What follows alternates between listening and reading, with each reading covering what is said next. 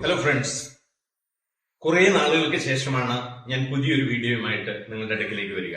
ഇതിന് കാരണമുണ്ട്. ഞാൻ ഇത്രയും നാൾ നിങ്ങൾക്ക് കൂടുതൽ ജർമ്മനിയെ കുറിച്ചുള്ള വീഡിയോസ് ആണ് ചെയ്തിരുന്നത്.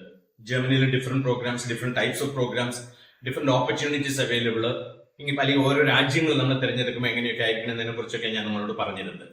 ഇപ്പൊ ഞാൻ പുതിയൊരു വീഡിയോയുമായിട്ട് നിങ്ങളുടെ അടുത്തേക്ക് വരുന്നതിന് ഒരു റീസൺ ഉണ്ട്. കാരണം ഞാൻ പുതിയൊരു ഡെസ്റ്റിനേഷൻ നിങ്ങളെ പരിചയപ്പെടുത്താമെന്ന് വിചാരിച്ച. കാരണം നിങ്ങൾക്കറിയാം, 2002 മുതൽ വിദേശ രാജ്യങ്ങളിൽ യാത്ര ചെയ്ത്, ഒത്തിരി വിദേശ രാജ്യങ്ങളിൽ യാത്ര ചെയ്ത്, പല രാജ്യങ്ങളിലെയും യൂണിവേഴ്സിറ്റി ക്യാമ്പസസ് വിസിറ്റ് ചെയ്ത്, അവിടെ യൂണിവേഴ്സിറ്റീസ് വിസിറ്റ് ചെയ്യുന്നു, universities of applied sciences visit ചെയ്യുന്നു, കോളേജസ് വിസിറ്റ് ചെയ്യുന്നു, പോളിടെക്നിക്സ് വിസിറ്റ് ചെയ്യുന്നു, അതോടൊപ്പം തന്നെ ടൈഫ് ഒക്കെ നമ്മൾ വിസിറ്റ് ചെയ്യുന്നു. എന്ന് വെച്ചാൽ വൊക്കേഷണൽ സ്റ്റഡീസിനുള്ള ഇൻസ്റ്റിറ്റ്യൂഷൻസ് ഒക്കെ നമ്മൾ എല്ലാം സന്ദർശിച്ച് ഓരോ കൺട്രിയിലും അവിടുത്തെ അട്രാക്റ്റീവ്നെസ് എന്താണ്, ഓരോ ടൈപ്പ് കോഴ്സുകളുടെ അട്രാക്റ്റീവ്നെസ് എന്താണ്, ഏത് ക്യാമ്പസിലേക്ക് ഏത് ടൈപ്പ് ഓഫ് സ്റ്റുഡൻസ് ആണ് ഫിറ്റ് ചെയ്യുന്നത്, ഇങ്ങനെയുള്ള ഒത്തിരി കാര്യങ്ങൾ ഓരോ രാജ്യങ്ങളിൽ പല പ്രാവശ്യം സന്ദർശിച്ച് അവിടെയുള്ള എഡ്യൂക്കേഷൻ കോൺഫറൻസസിൽ പങ്കെടുത്ത് ക്യാമ്പസ് ടൂറുകളൊക്കെ നടത്തി എല്ലാ ക്യാമ്പസുകളിലും എല്ലാം അല്ലെങ്കിൽ പോലും ഓരോ രാജ്യങ്ങളിലും കുറേയൊക്കെ ക്യാമ്പസുകളിൽ വിസിറ്റ് ചെയ്തതിനു ശേഷമാണ് ഞാൻ ഓരോ കൺട്രിയെ കുറിച്ചൊക്കെ ചെയ്തിട്ടുള്ളത്. അപ്പൊ ഞാൻ 2002 മുതൽ ഓസ്ട്രേലിയ, ന്യൂസിലൻഡ് ആയിരുന്നു ഏറ്റവും കൂടുതൽ അട്രാക്റ്റീവ് ആയിട്ടുള്ള ആ കാലഘട്ടം. ഓസ്ട്രേലിയ, ന്യൂസിലൻഡ്, പിന്നെ UK ഉണ്ടായിരുന്നു. പിന്നെ 2007 മുതൽ കാനഡ ഓപ്പൺ അപ്പ് ആയിരുന്നു. അപ്പൊ കാനഡയുടെ കാര്യങ്ങൾ ഉണ്ടായിരുന്നു. പിന്നെ അത് കഴിഞ്ഞിട്ട് പിന്നെ യൂറോപ്യൻ ഡെസ്റ്റിനേഷൻസ് കുറെ ഉണ്ടായിരുന്നു. ഇപ്പൊ ഈ അടുത്ത കാലത്തായിട്ട് ജർമ്മനി കൂടുതലായിട്ട് ഫോക്കസ് ചെയ്ത് പറഞ്ഞു. അപ്പൊ എന്റെ വീഡിയോസ് കൂടുതൽ കിടക്കുന്നത് ജർമ്മനിയെ കുറിച്ചാണ്. പക്ഷെ ഞാൻ സ്റ്റുഡൻസിനെ ഗൈഡ് ചെയ്ത് ഇതുപോലുള്ള വിദേശ രാജ്യങ്ങളിലേക്ക് വിട്ടിരുന്നത് 2002 മുതൽ തുടങ്ങിയിരിക്കുന്നതാണ്. അപ്പോ ഇത്രയും നാളത്തെ അനുഭവം വെച്ച് ഞാൻ എപ്പോഴും ഓരോ കൺട്രിയെ കുറിച്ച് ഒരു വീഡിയോ ചെയ്യുമ്പോൾ ഒരു കൺട്രിയുടെ അട്രാക്ഷനെ കുറിച്ചൊക്കെ ഉള്ള കാര്യങ്ങൾ എല്ലാവർക്കും അറിഞ്ഞു കഴിഞ്ഞാൽ പിന്നെ ഞാൻ അടുത്ത അട്രാക്റ്റീവ് കൺട്രി വരുന്നത് നോക്കും, എന്നിട്ട് അതനുസരിച്ച് കാര്യങ്ങൾ ഇൻഫോം ചെയ്യാനാണ്. അപ്പൊ ഞാൻ ഇപ്പോ പുതിയൊരു രാജ്യം ഐഡന്റിഫൈ ചെയ്തിട്ടുണ്ട്. അപ്പൊ ആ രാജ്യത്തെ കുറിച്ച് അല്ലെങ്കിൽ ആ രാജ്യത്തിന്റെ ഓപ്പർച്യൂണിറ്റീസ് എന്തൊക്കെയാണെന്നതിനെ കുറിച്ച് നിങ്ങളെ ബോധ്യപ്പെടുത്താനാണ് ഈ വീഡിയോ.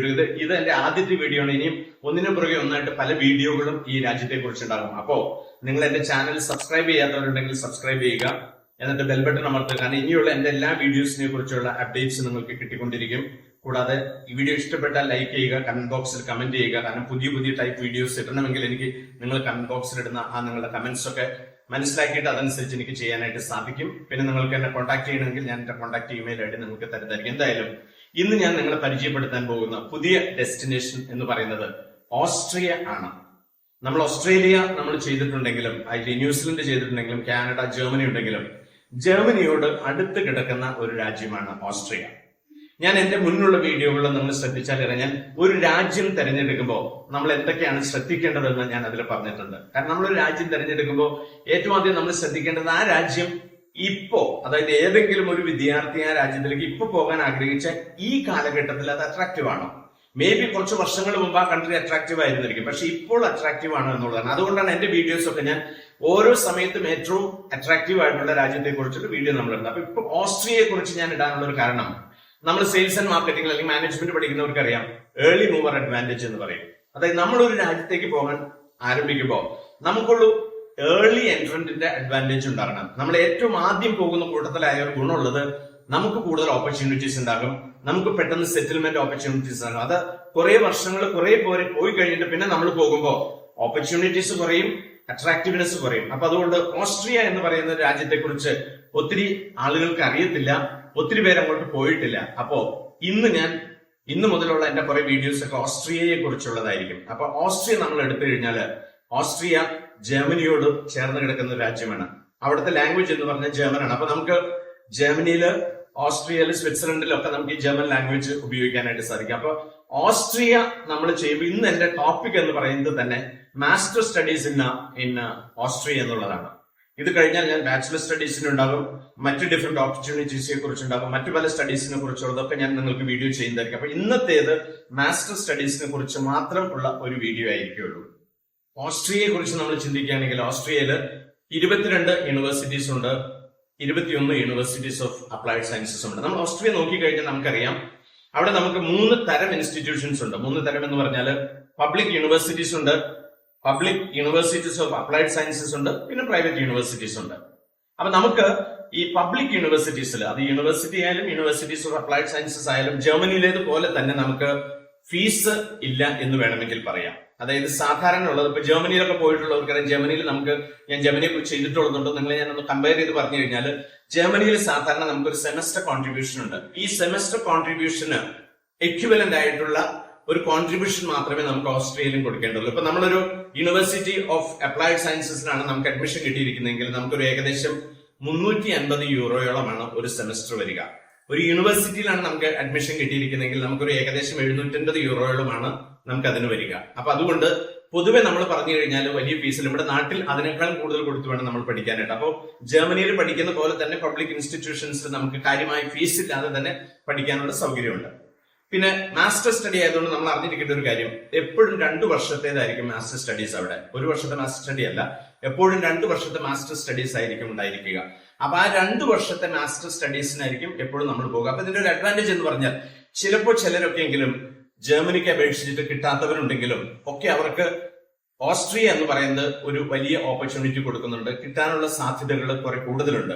മാത്രമല്ല ഓസ്ട്രിയയിൽ നമുക്ക് ഒത്തിരി പ്രോഗ്രാംസ് ഉണ്ട്, ടോപ്പ് നോച്ച് പ്രോഗ്രാംസ് ഉണ്ട്. എഞ്ചിനീയറിംഗ് മുതൽ, സയൻസ് മുതൽ, സോഷ്യൽ സ്റ്റഡീസ് മുതൽ, സോഷ്യൽ ലെവലിലുള്ള സ്റ്റഡീസ് മുതൽ, ബിസിനസ് സ്റ്റഡീസ്, ഇങ്ങനെ എല്ലാ ലെവലിലും നമുക്ക് ഒത്തിരി പ്രോഗ്രാംസ് ഉണ്ട്. അത് ഇംഗ്ലീഷിലുമുണ്ട്, ജർമ്മൻ ഭാഷയിലുണ്ട്. അപ്പൊ നമുക്ക് മാസ്റ്റേഴ്സിന് പോകുന്നവർക്ക് ഇംഗ്ലീഷ് ഭാഷയിലുള്ള പ്രോഗ്രാം ചെയ്യാനായിട്ട് സാധിക്കും. അതിന് സാധാരണ അവർക്കൊരു അഡ്മിഷൻ റിക്വയർമെന്റ് എന്ന് പറഞ്ഞാൽ IELTS ഇംഗ്ലീഷിന്റെ റിക്വയർമെന്റ് ഉണ്ടാകും. അത് ഓരോ പ്രോഗ്രാമിനനുസരിച്ച് വേരി ചെയ്തുകൊണ്ടിരിക്കും. അത് കൂടാതെ നമുക്കുള്ളതെന്ന് പറഞ്ഞാൽ, നമുക്ക് സാധാരണഗതിയിൽ നമുക്ക് അഡ്മിഷൻ പ്രോസസ് എന്ന് പറയുന്നത് ഒരുപക്ഷെ ജർമ്മനിയെ അപേക്ഷിച്ച് അല്പം ലോങ് പ്രോസസ് ആയിരിക്കും. കാരണം നമ്മൾ ഒത്തിരി നേരത്തെ അപേക്ഷിക്കണം. നേരത്തെ അപേക്ഷിച്ച് അതിന്റെ പ്രോസസ് കുറെ സമയമെടുക്കും.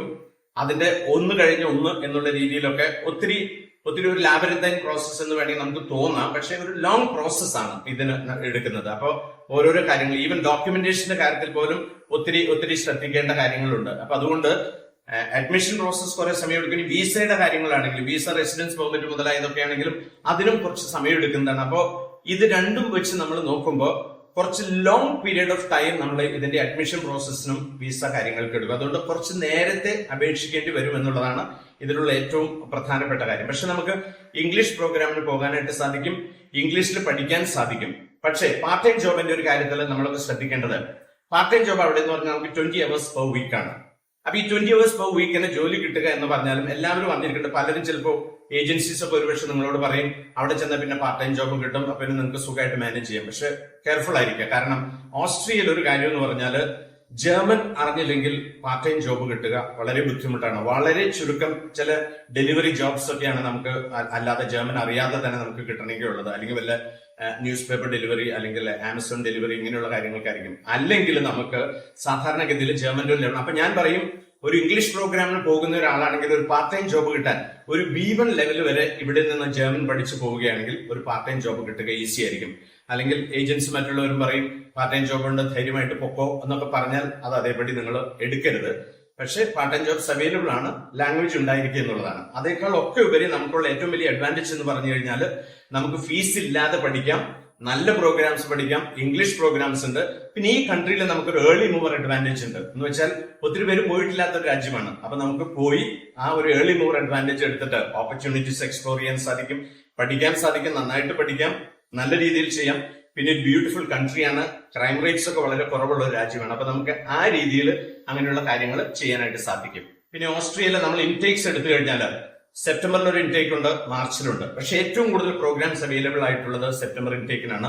മാർച്ചിൽ വളരെ കുറച്ച് പ്രോഗ്രാംസ് ഉണ്ടാവുകയുള്ളൂ. അപ്പൊ നമ്മൾ സെപ്റ്റംബർ ഇൻടേക്കിന് വേണ്ടിയിട്ട് നമ്മൾ ഒത്തിരി നേരത്തെ അപേക്ഷിക്കേണ്ടതുണ്ട്. എന്ന് വെച്ചാൽ അടുത്ത സെപ്റ്റംബറിൽ നമ്മൾ പോകാൻ ഉദ്ദേശിക്കണമെങ്കിൽ നമ്മൾ ഒത്തിരി നേരത്തെ അപേക്ഷിക്കേണ്ടതുണ്ട്. അപ്പൊ അതിന്റെ അഡ്മിഷൻ പ്രോസസ് ഒക്കെ ഓരോ യൂണിവേഴ്സിറ്റിക്കും ഓരോ രീതിയാണ്. റിക്വയർമെന്റ്സ് വ്യത്യാസമായിരിക്കാം, പ്രോസസ് വ്യത്യാസമായിരിക്കാം. ചിലപ്പോൾ ഈവൻ നമ്മൾ ഒരു പ്രോഗ്രാം ഇവിടെ ചെയ്തിട്ടുള്ള അവിടെ ഒരു സ്റ്റഡിക്ക് പോകുമ്പോൾ ചിലപ്പോൾ ആ സ്റ്റഡിയോടൊപ്പം തന്നെ നമ്മൾ ചില പ്രീ റെക്വിസിറ്റ്സ് ഉണ്ടാവും, ചില സബ്ജക്ട്സ് നമ്മൾ എക്സ്ട്രാ ചെയ്യേണ്ടി വരും. അപ്പൊ അതൊക്കെ നമ്മുടെ അഡ്മിഷൻ പ്രോസസ്സിൽ അഡ്മിഷന്റെ കാര്യങ്ങളിൽ അവർ പറഞ്ഞു തരും. അപ്പൊ നമുക്ക് ഇങ്ങനെയുള്ള കാര്യങ്ങളിൽ നിങ്ങൾക്ക് എന്തെങ്കിലും ഗൈഡൻസ് ആവശ്യമുണ്ടെങ്കിൽ തീർച്ചയായിട്ടും ഞാൻ ഗൈഡൻസ് തരുന്നതായിരിക്കും. എന്റെ ഒരു ഇമെയിൽ ID ഉണ്ട്, jtkguide@gmail.com എന്നുള്ളത്. ആ ഇമെയിൽ IDയിൽ നിങ്ങൾ കോൺടാക്ട് ചെയ്താൽ ഞാൻ നിങ്ങളെ അതിനുവേണ്ട ഗൈഡൻസ് തരാം, അല്ലെങ്കിൽ റൈറ്റ് പീപ്പിൾ ആയിട്ട് കണക്ട് ചെയ്ത് തരാനായിട്ട് സാധിക്കും. ഞാൻ പറയും, ഈ പ്രോസസ് ഇച്ചിരി വലുതായതുകൊണ്ട് ഒറ്റയ്ക്ക് ചെയ്യാൻ പരിശ്രമിക്കുമ്പോൾ ചിലർക്ക് നടക്കും, പക്ഷെ ചിലർ പിന്നെ വീണ്ടും ഒരു വർഷമൊക്കെ ചിലപ്പോൾ പാഴായി പോകും. അതുകൊണ്ട് നിങ്ങൾക്ക് അങ്ങനെ ഒരു രീതിയിൽ ചെയ്യാൻ സാധിക്കുന്ന റിലയബിൾ ആയിട്ടുള്ള റൈറ്റ് ആയിട്ടുള്ള ആളുകൾ കിട്ടുകയാണെങ്കിൽ ഒരുപക്ഷെ നിങ്ങൾക്ക് നിങ്ങളുടേതായിട്ട് അറിയുന്ന ആളുകളുടെയും നിങ്ങൾക്ക് അങ്ങനെ ചെയ്യും. അല്ലെങ്കിൽ നിങ്ങൾക്ക് അങ്ങനെ വല്ല ആവശ്യമുണ്ടെങ്കിൽ എനിക്ക് അറിയാവുന്ന ആളുകൾ നിങ്ങൾക്ക് കണക്ട് ചെയ്ത് തരാം. പിന്നെ നിങ്ങൾക്ക് അതനുസരിച്ച് ചെയ്യാനായിട്ട് സാധിക്കും. അങ്ങനെ വരുമ്പോൾ ഞാൻ എന്റെ ഇമെയിൽ ഐഡി ഡിസ്ക്രിപ്ഷൻ ബോക്സിൽ കൊടുത്തിട്ടുണ്ടാകും. മറ്റു കാര്യങ്ങൾ ഞാൻ ഡിസ്ക്രിപ്ഷൻ ബോക്സിൽ കൊടുത്തിട്ടുണ്ടാകും. അപ്പൊ നിങ്ങൾക്ക് കോൺടാക്ട് ചെയ്യാം. അപ്പൊ എന്തായാലും ഓസ്ട്രിയയെ കുറിച്ച് നമ്മൾ പറഞ്ഞു കഴിഞ്ഞാൽ നമ്മൾ ഏറ്റവും വലിയ അഡ്വാൻറ്റേജ് എന്ന് പറഞ്ഞാൽ ജർമ്മനിയെ പോലെ തന്നെ നമുക്ക് ഫീസില്ലാതെ പഠിക്കാം. പാർട്ട് ടൈം ജോബിന്റെ ഓപ്പർച്യൂണിറ്റീസ് ഉണ്ട്. ഇനി പഠനം കഴിഞ്ഞാൽ നമുക്ക് 1 ഇയർ സ്റ്റേ ബാക്ക് ഉണ്ട്. അപ്പൊ ആ 1 ഇയർ സ്റ്റേ ബാക്ക് ഒരു ജോബ് സീക്കറിന് വേണ്ടിയിട്ടുള്ളതാണ്. ജോബ് സീക്കിംഗ് വിസ ആയിരിക്കും. നമുക്ക് ആ സമയത്ത് ആ 1 ഇയർ കാലഘട്ടത്തിൽ നമുക്ക് നമ്മുടെ എംപ്ലോയ്മെന്റ് കണ്ടെത്താനായിട്ട് സാധിക്കും. കൂടാതെ നമുക്ക് ഈ റൈറ്റ് യൂണിവേഴ്സിറ്റിയിൽ റൈറ്റ് പ്രോഗ്രാം റൈറ്റ് ടൈമിലൊക്കെ നമുക്ക് കിട്ടിക്കഴിഞ്ഞാൽ അതിന് പല അഡ്വാൻറ്റേജസ് ഉണ്ട്.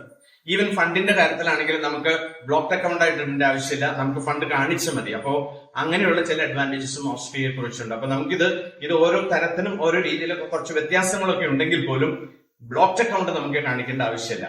അപ്പൊ പലതുകൊണ്ടും ഓസ്ട്രിയ ഇന്നൊരു വളരെ അഡ്വാൻറ്റേജസ് കൺട്രിയാണ് നമ്മളെ സംബന്ധിച്ച്. ഇന്ത്യയിൽ നിന്ന് സ്റ്റുഡൻസ് അങ്ങോട്ടേക്ക് പഠിക്കാൻ പോകണമെങ്കിൽ അപ്പൊ നമ്മൾ ഇത് മനസ്സിലാക്കിയിട്ട് റൈറ്റ് പ്രോഗ്രാം നമുക്ക് തിരഞ്ഞെടുക്കാനായിട്ട് സാധിച്ചാൽ, നന്നായിട്ട് ജർമ്മൻ നമുക്കൊന്ന് ഒരുങ്ങി പോകാനായിട്ട് സാധിച്ചു കഴിഞ്ഞാൽ എനിക്ക് ഉറപ്പാണ് നമുക്ക് ഒരുപക്ഷെ ഇപ്പോ ജർമ്മനിയിൽ ഉള്ളതിനേക്കാളും കൂടുതൽ അഡ്വാൻറ്റേജ് നമുക്ക് പഠനം കഴിയുമ്പോൾ ഓസ്ട്രിയയിൽ ഉണ്ടാകും. അപ്പോൾ ആ ഒരു രീതിയിലുള്ള ഇൻഫർമേഷൻ നിങ്ങൾക്ക് തന്നിരിക്കുക. അപ്പൊ നിങ്ങൾക്ക് എന്റെ വീഡിയോ ഇഷ്ടപ്പെട്ടെങ്കിൽ ലൈക്ക് ചെയ്യുക. കമന്റ് ബോക്സിൽ നിന്ന് കമന്റ് ഇട്ടാൽ പുതിയ ഏതെങ്കിലും ടോപ്പിക്കിനെ കുറിച്ചൊക്കെ എനിക്ക് വീഡിയോ ചെയ്യണമെങ്കിൽ അതിൽ നിന്ന് എനിക്ക് എടുക്കാനായിട്ട് സാധിക്കും.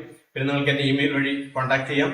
ഞാൻ ഇനിയും ചിലപ്പോൾ റെസ്പോണ്ട് ചെയ്യാൻ വൈകിയാൽ പോലും ഞാൻ ചില കാര്യങ്ങൾ കൃത്യതയോടുകൂടി അത് ചെയ്യുന്നതായിരിക്കും. അപ്പൊ നിങ്ങൾക്ക് അത് കൃത്യമായിട്ട് അറിയാം. പക്ഷെ എന്റെ വീഡിയോയിൽ ഞാൻ പറഞ്ഞിട്ടുള്ള അതേ കാര്യത്തെക്കുറിച്ച് വീണ്ടും ഡൗട്ട് ചോദിക്കേണ്ട. അതല്ലാത്ത കാര്യങ്ങളാണെങ്കിൽ അല്ലെങ്കിൽ നിങ്ങൾക്ക് മറ്റെന്തെങ്കിലും ഗൈഡൻസ് ആവശ്യമുണ്ടെങ്കിൽ ഇങ്ങനെയുള്ള കാര്യങ്ങൾക്കായിരിക്കണം നിങ്ങൾ എന്നെ കോൺടാക്ട് ചെയ്യേണ്ടത്. അപ്പോൾ നിങ്ങൾക്ക് എന്റെ വീഡിയോ ഇഷ്ടപ്പെട്ട് കാണുമെന്ന് വിചാരിക്കുകയാണ്. ഇനിയും ഒന്നിനു പുറകെ ഒന്നായിട്ട് ഓസ്ട്രിയയിലുള്ള പല പ്രോഗ്രാമിനെ കുറിച്ചുള്ള വീഡിയോസ് ഞാൻ ഇടുന്നതായിരിക്കും. അപ്പോൾ എന്റെ ചാനൽ നിങ്ങൾ സബ്സ്ക്രൈബ് ചെയ്യാത്തവര് സബ്സ്ക്രൈബ് ചെയ്യുക. ഇനി എന്റെ അടുത്ത വീഡിയോ വരെ എല്ലാവർക്കും ഗുഡ് ബൈ.